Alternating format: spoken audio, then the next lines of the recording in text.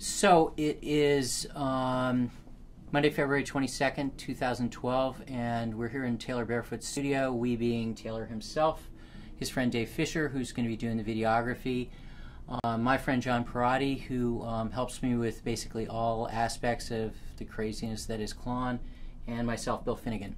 And we're here to basically do some ABCing with these three pedals. The one in the middle is the prototype of the KTR, the forthcoming version of the overdrive unit. This is the prototype that I had at NAMM about a month ago. And you can see flanking it on either side are two original Centaur units. This silver one without the Centaur figure is one that I made in 2007. Just happened to have kicking around. And this one right here, this so-called Horsey Man unit, is an original unit. I'm guessing just from the serial number, it's probably 1998 or thereabouts. I've moved several times since I started the business, and stuff gets lost in the shuffle, you know, moving from one place to another. And this is something that just got unearthed, I guess, a week ago today when John and I were bulldozing stuff around in my workroom, trying to make my workroom more of a workroom as opposed to a crazy-ass storage space. So we found this, fired it up, it sounds good, completely original unit. I'll mention parenthetically that I will be giving this at some point in the not too distant future to my friend who's a single mom. Maybe some of you know the story. She's a single mom and needs a little financial help here and there. And so for a couple of years now anyway, I have been building her essentially new units, but with old Horsey Man castings that are left over from that period of production. And this unit will be a little different. This is not a new unit, as I said, you know, built with an old casting. This is a unit that's at this point probably 14, 15, 13 years old. And, you know, at some point when she needs it, I'll just give it to her and she'll sell it, and, you know, it'll help her out. So our setup here basically is, this is an ABC box that I had made, and it is basically a 4-position rotary switch, and I'll explain why 4 as opposed to 3 in a second. It's completely passive, it's not powered, there are no LEDs, there's nothing inside except for a big-ass rotary switch with a bunch of decks on it, and just a coaxial cable that's all shielded for good isolation and so on. And the reason there are 4 positions is you have A, B, and C, and then this 4th position, the one it's in now, that's just an internally wired straight in to out, master in to out, right on the switch itself. So that's why there isn't a pair of jacks. So here's the bypass position. Here is the C position pointing at these guys. Here's the B position pointing at this pair. Here's the A position pointing at these guys. So just regular old generic Whirlwind 1-foot patch cables, nothing fancy at all, straight plugs. All 3 pedals are being powered by just a regular old pedal power tube, and that's pretty much it. So I think what we're going to do first is I want to quickly give you a sense of the one new capability that the KTR has that the Centaur never did have. As many of you, I guess, are aware, the Centaur was buffered output all the time, and I really am a strong believer in buffered output. I think that most of the time it gives you the truest representation of your original signal. Some people, however, like true bypass. I'm not really a fan of it, but the new one does have a slide switch on the side, and you can switch back and forth between buffered output and true bypass, whichever you want. It does give you that capability, and, you know, again, a capability that the Centaur never had. So Taylor is just he's got a Les Paul here, and he's just going to strum some chords. So here is just the straight bypass on the ABC box. This is just essentially the 2 guitar cables, the one from Taylor's guitar to the box, and then the one from the box to the amp, with just a teeny little bit of internal wiring. And so that's, you know, that's what you're going to get right now. Yep, and we're going into a 2-rock classic reverb, 100-watt, into a 2-rock cabinet with 65-watt speakers that they come with. We're going into 2 API mic preamps using an SM57 and a Royer R121. straight into Pro Tools. No compression or anything in between. Cool.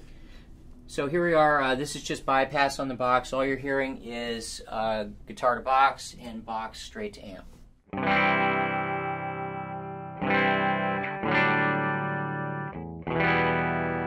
Okay, so here is this Silver Centaur, exact same thing.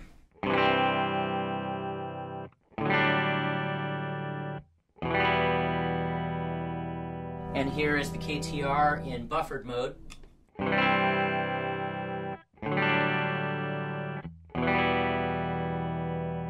And finally, this old gold Centaur from the late 90s.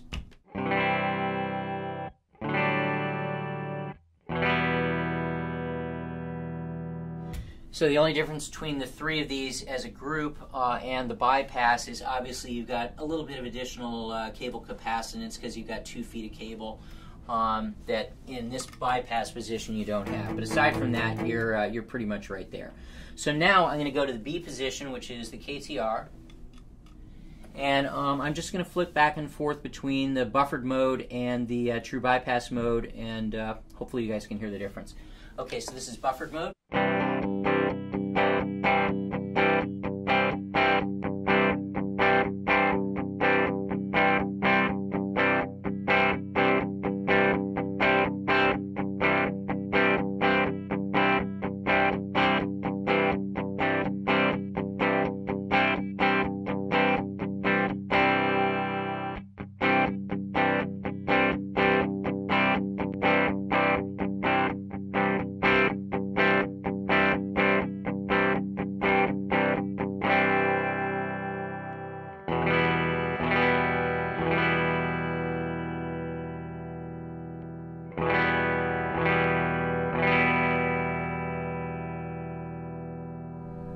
We will probably do that again a little later on with something with single coils, you know, a Strat, or Taylor's got a nice Linhof Telly, so, you know, obviously going to be more apparent. The difference is going to be more apparent with single coils as opposed to humbuckers.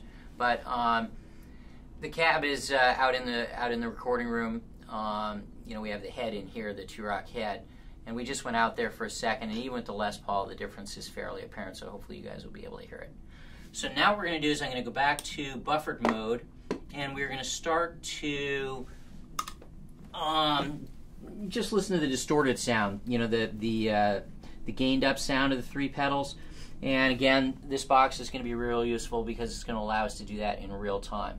So before we started filming and recording, we just kind of reached a consensus as to, you know, settings on the 3 that we thought were very, very similar in terms of level and tonal response. And so I'm just going to turn all 3 of these on, and we're just going to start going back and forth. And what I'll do is when I switch, I'll just point at which pedal is in line, and you know, you guys can draw your own conclusions. Okay, here we go.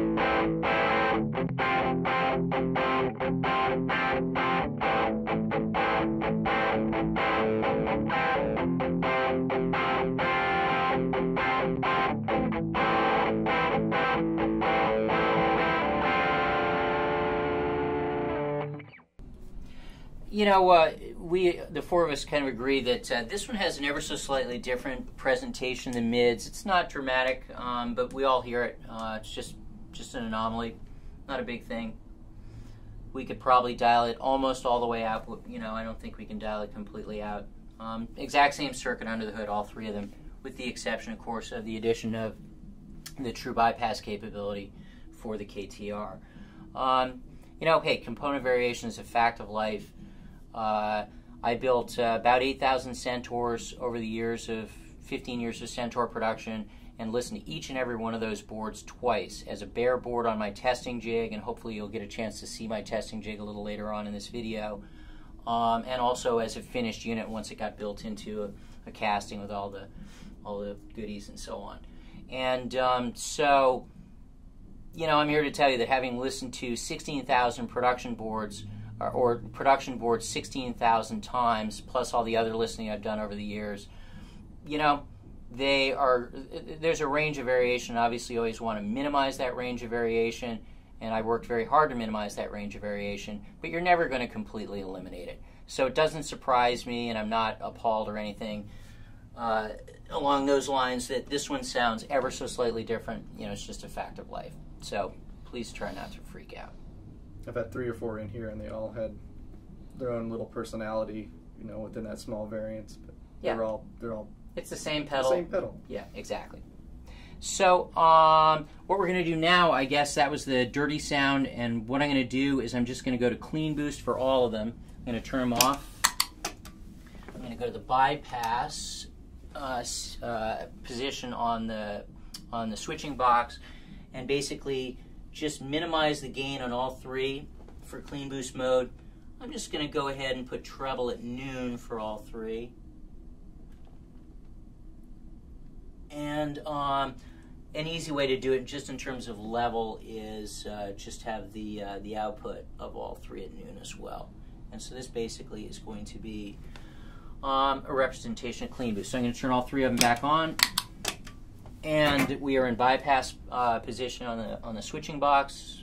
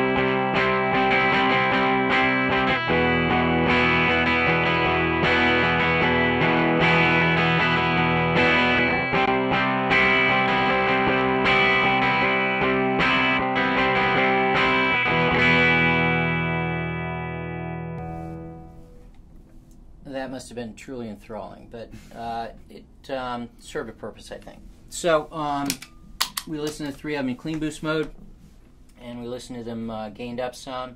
Hopefully the difference is, well, I mean, you know, they're pretty minimal. Oh, yeah. But in any case, we should try some of this stuff with a single coil guitar, shouldn't we? Absolutely. Okay. So yeah, keep filming, and Taylor's just going to unplug. Should I hit the standby in the amp? So what do you think, Linhoff or? The Linhoff. Why don't we start? This is in the bypass position for the switch, the switching box. So this is just again guitar to box, box straight to amp, and just go ahead and strum if you can.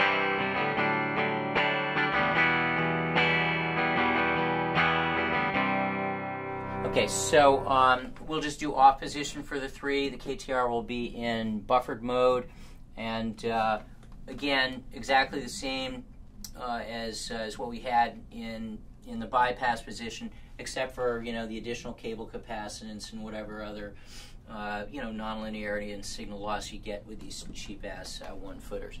So we'll go back and forth between these in the off position, and then we'll do buffer versus true bypass with this.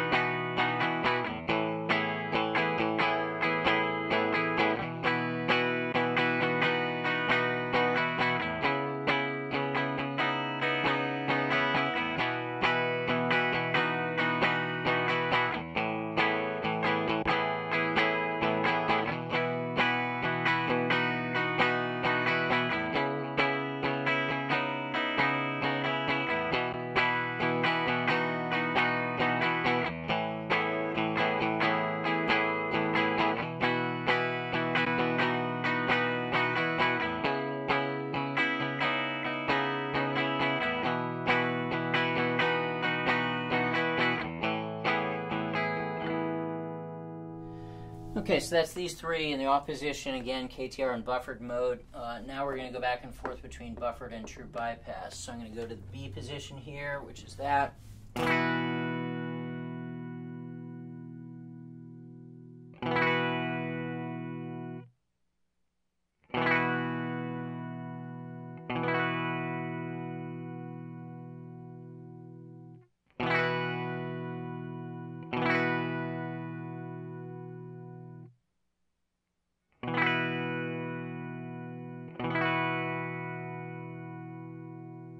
Again, the cab of the amp is out in the recording room, and we're just listening at a very, very low level on Taylor's monitors, so I'm not exactly sure what's going on out there, but in theory, they'll be able to hear it. Yeah, the difference should be much more apparent out there in front of the amp than it is in here. So we'll do that again real quick.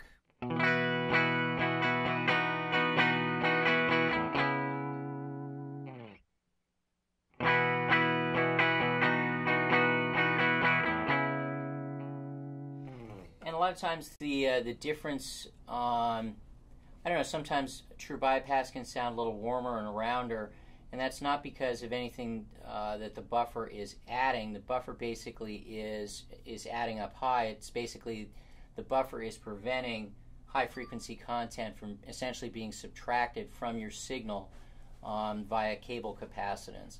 So the buffer basically gives you the most verite presentation of this signal that's originally coming out of the guitar. And you know, maybe some people, if you're used to, you know, a more or less true bypass setup, you know, a fairly elaborate pedal board with all true bypass pedals, it could well be that you're not really used to hearing, you know, what that original signal really and truly is, what's really and truly going out of the amp, or sorry, coming out of the guitar and going into the amp. But I've always been a believer in, you know, just kind of getting everything that it's possible to get coming out of the guitar. And if you want to do some frequency response shaping downstream, you go ahead and do that. But to lop it all off at the beginning, that just doesn't make a whole lot of sense to me. So should we go ahead and, why don't we go ahead and do true bypass, not true bypass, clean boost. Why don't we do some clean boost and see what we get. Cool. What's the guitar sound like in the neck position?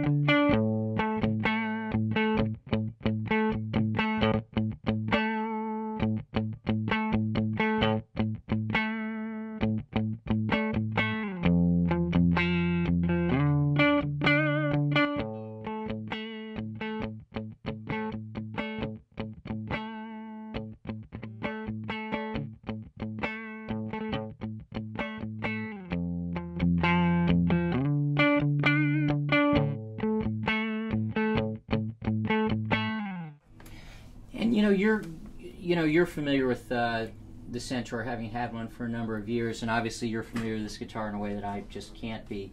So why don't you go ahead, if you were to want to dial in a group of settings to get something cool, whatever position you want to be in on the guitar, why don't you just lean down, do it on that one, I'll try and replicate it on the other two. Surely.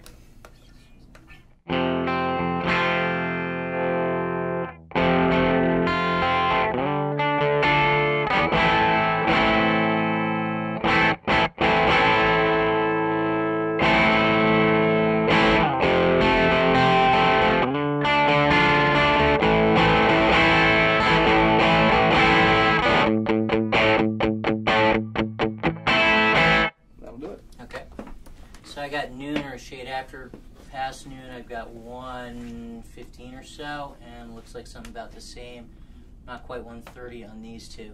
So noon, a little after 1:15, and 1:15. Let's see what we get. All right, we're gonna go bypass again.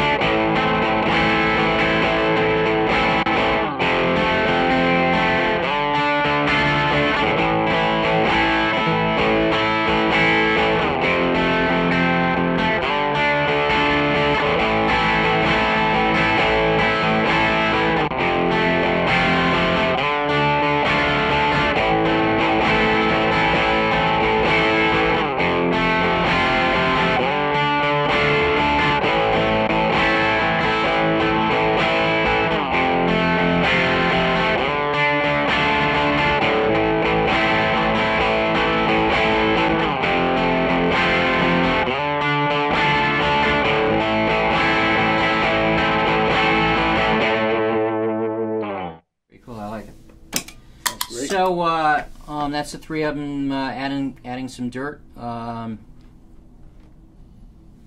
What else should we do, if anything? Do a strat. Sure. That's like kind of covers the three basic food groups. Food groups, yeah.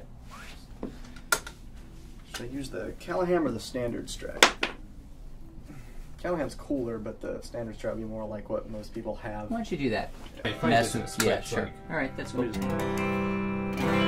just really bugs me when people do demos and they're out of tune really badly. Sounds good, right? Good. I'm going to eat a power bar at some point. Okay. So, So now it's Strat time. We're going to try and give just a few different representations with a few different guitars I have that are kind of similar to what people have, I guess, out there. And this is just a standard American Stratocaster, nothing fancy. The only thing that I've changed is I've put a Callahan bridge and the Lindy Fralin special winds that he makes for Bill Callahan. And wiring is all standard and everything. I use standard, I guess, 10 through 52s, which are kind of standard strings. But so this is just a Strat on the bridge pickup, everything kind of wide open. This is the bypass, right?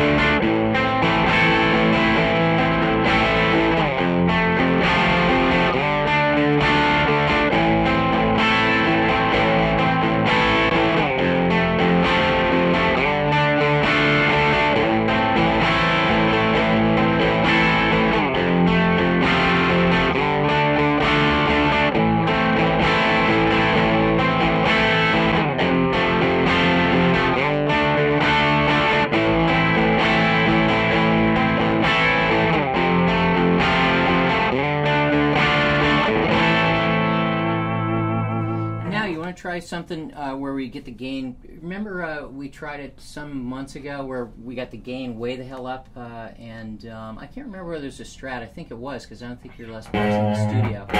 So you basically gain up, maybe back the treble off quite a bit, and this is, I think, kind of where I set mine for a song I do called Rendezvous.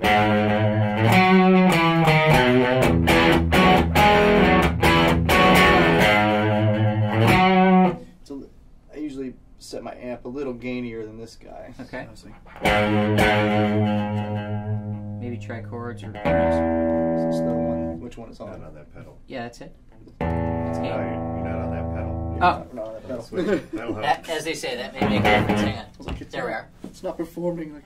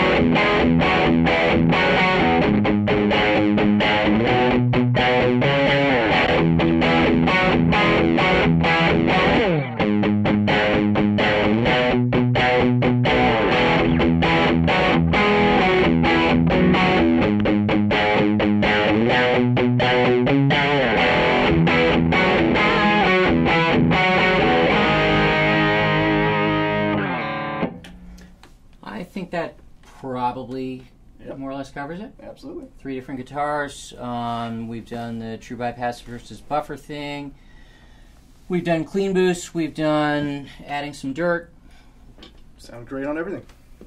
I think we got most of it.